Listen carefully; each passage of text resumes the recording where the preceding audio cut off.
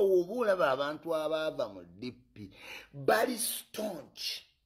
Jukira DP bagitwalanga nga y'Abaganda and Bakatoliki. Awo tunulira section yava mu DP bakolanga Mengo, Basegona, Mpuuga, naye nga bw'olaba fundamental reasons ezibatwala omusajja abadde mu parliament ebisanja 3 nga lawyer nga wakolako ne Mengo akkiriza omuntu political novice amufuge aba ne kyabala aba ne kyakola ki kati abanuupu tebatunula ku eyo yonna kubanga anga yaabwe yonna eri directed to Museveni. They could not use other eyes to sense ani atoyingiddemu. Kati mwe muli baana muto temumanyi we babba pate naye we mbabuulirye kati abanuupu mwawedde eddabe mye. Obukulu omusajja yabugabye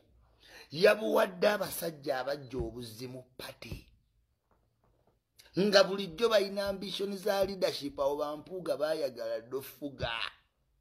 Kati oyinza otya okukeera ebifo ebisava mu pate n'obiwa abasajja abaakajja recently.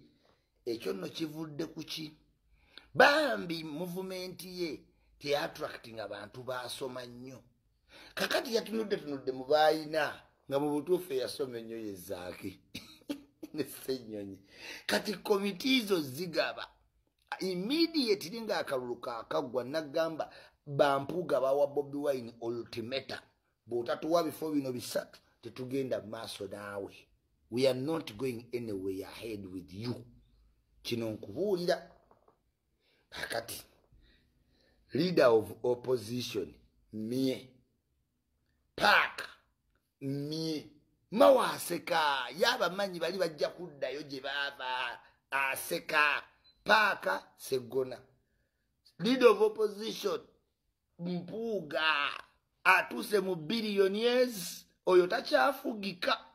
Mugenda balaba aba MOP mujjukira bannabira Naggali Besigye ye yabaleetanga ninga tebamuwulira. Mugenda tuka mulabe engeri gye bagenda okwagala n'okujjawo Bobi Wine pate yo bajeddize. Ensobi eryemu nti omuntu aliroko awagira n'omutima gumu wabula omuntu w'obutaayitaayi mwegendereze nnyawo Bampuuga mubeegendereze. Nambooze yabagamba nti nzize mu Nuupu naye kadi yange ya DP mpumuze.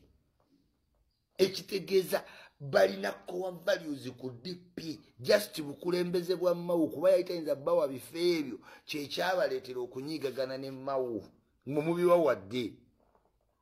Mwali mugenderedde nti Nuupu bantu batono abamanyi manifesto yammwe. Mwe muli alternative ni business bino bya career building. Kati Mpuuga mumutadde mu position negotiating ku level endala gye baali bamulemesa nedda. Basegona mugenda gaba kosasi temuyina alternative bano bemuleese basajja bayaaye nnyo. Mpuuga eyava mu DP n'akola suubi ajja akyuka gw'omutrustinga otya ku yiyo pate empya we yalekerawo indigenous pate gyawagidde ova mu buto. Mwenna mukimanyi nti ekintu oba wakiwagira kuva mu buto kizibu okuvaamu. Era bw'osanga omwana wa Express FC wa Express muwagizi wa Everton nze kuva dda ndi wa Barcelona era ndibeera wa Barcelona naye batukuba emipiira 9. Kakati mwe mujja wa Odeste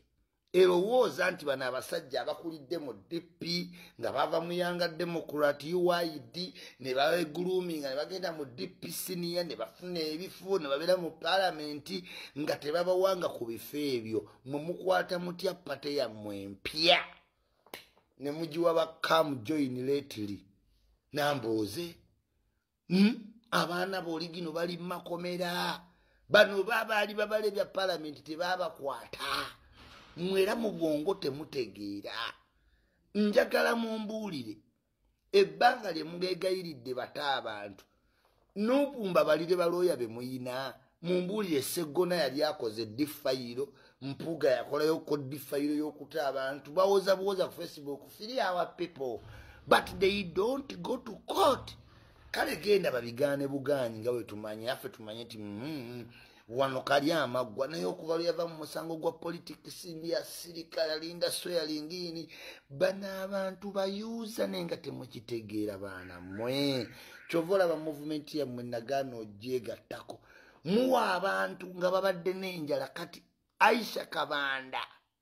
Museveni gwe yawako ne kubwala sisi mwe mwina mwe position kije muwadde singo bwa RCC bwa Kampala bwaba yefuula n'avaawo namana ayingira mu pate ya mu last minute what makes you think nti tajja kwefuula nga Lukwago yesimbyewo mwefudisi mwe mwino manya ba politician aina level watu kakati mwe ebyokulonda byawedde mwe babalese kiringa woteeka akasenge joyi wechayi ngo yagala nnyo mujaja n'amaja bwotuka okunywa bino ebikicho bitera wakasenge jano jamweno chai awunyo bulungi nga toyetaze kutawana na bili bikicha kati yemwe bikicha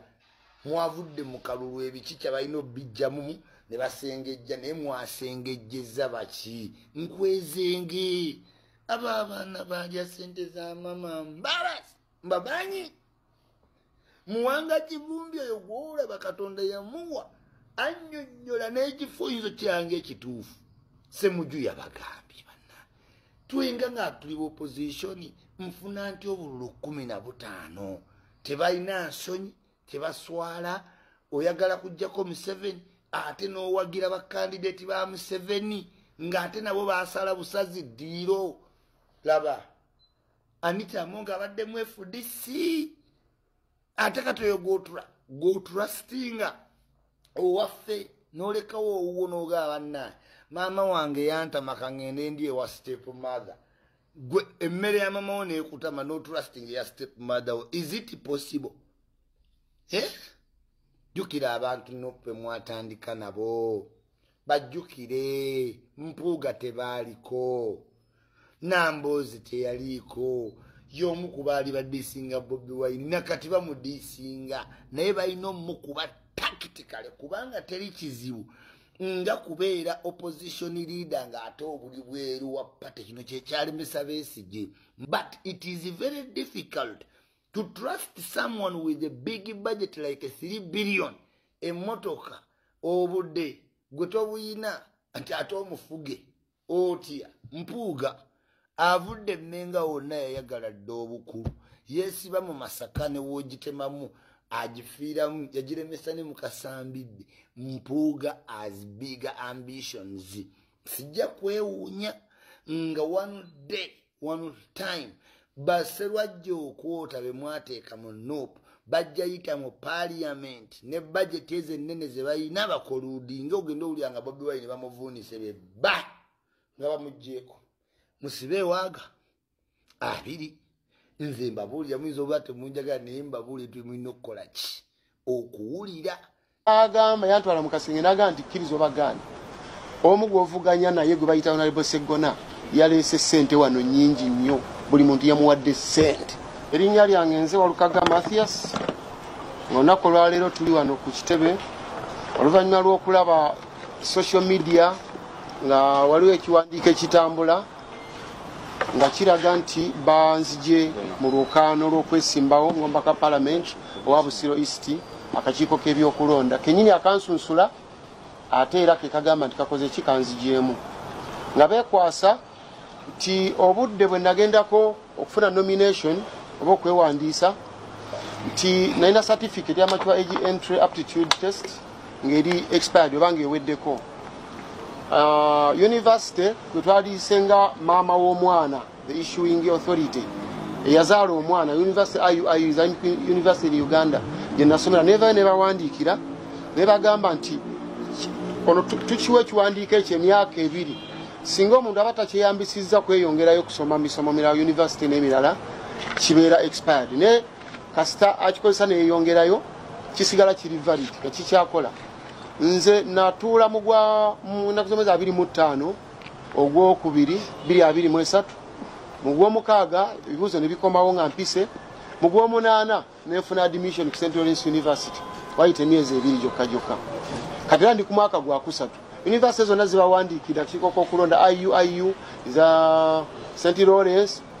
ate natwala ne certificate mu National Council for Education to be equated, and it was equated successfully. Neberanga empa equivalence ya senior 6 ku honorable Rwashande bebagitunudde ko bagambye match azo omuntu azze nayo nga eri authentic tewaliwo kye tuyinza kuddamu ebaluwa esembayo kyokka tekuwalukaga ye bwagirese ne bagamba nti ate ye si ntuufu kyokka nga National Council for Education fena yakola ki eyatuwa eyakola amagye mu 82 nange yakoze mu 223 nga nkoledde n'amasomero ge nkoleddemu weegali manya abaganda bagamba nti twalinga nkyerabidde olugero olwo amasomero weegali gavudde ne gawandiika ebbaluwa ne zijja so eno ngitwala nga okusalawo kwabadde kwa byabufuzi so si kwa mateeka nga mukama wange esigibwa abannyonnyodde tetugenda kutuula tugenda mu high court ebeere nga yegenda okutaputa ekintu kino ate era abajulizi ezo universities zensomeddemu siza kwewayiriza kwa babeere nga bakitaputa mayi bajja kigoba era abawagizi bange mwenna mbagumya ababusiro east akalulu kaffe gye kali mu 10 kasigale nga gye kali National Unity Platform tesobola kusunsula muntu atalina biwandiiko nange kennyini ku level yange sisobola kujjaga nti nesimbawo nga mayi biwandiiko tebikola kikyemba nnoonya nengamba nti ntadde town council genda mu parliament gye mmanyi ekyetaagisa okugendayo era nga mbirina ate yo electoral commission yakoze muzannyo gwayo n'abo benvuganya nabo kubakkirizo bagaana lwe bampita lwali lwakutaano sijukira date nengenda ne council yampebwa council Nalukoola Abubeka nayogera n'omu kuba lawyers ba electoral commission gesenda kwogera linnya naye nga mukwano gwange n'agamba yantwala mu Kasenge n'agamba nti kkirizo bagaana omu gw'ovuganya naye gwe bayita Honorable Sseggona yaleese ssente wano nnyingi nnyo buli muntu yamuwadde ssente so ate ng'era eyo statement justifyinga omusango gwabwe nti eyampaabira gwe bayita Kalimiro ye manager wa Honorable Sseggona oba ofuna bulungi kiringa kwefulukuta bwana akuwaabira CBS yebe mutumye so mu bufunze nga kwefuana wabira ready endala nga mukozi ku ready endala CBS yebe mukozi ki yebe mutumye so mu bufunze mubeere bagumuze cyali mugumu nyera munda bandi mugumu nnyo ndi mugumu nnyo sina buzibu bonna era mmanyi nti nno tugenda kufuna justice mu high court so byebigambo byange nalyogedde bingi naye ebisinga mukama wange abadde abikoze ki abyogedde okay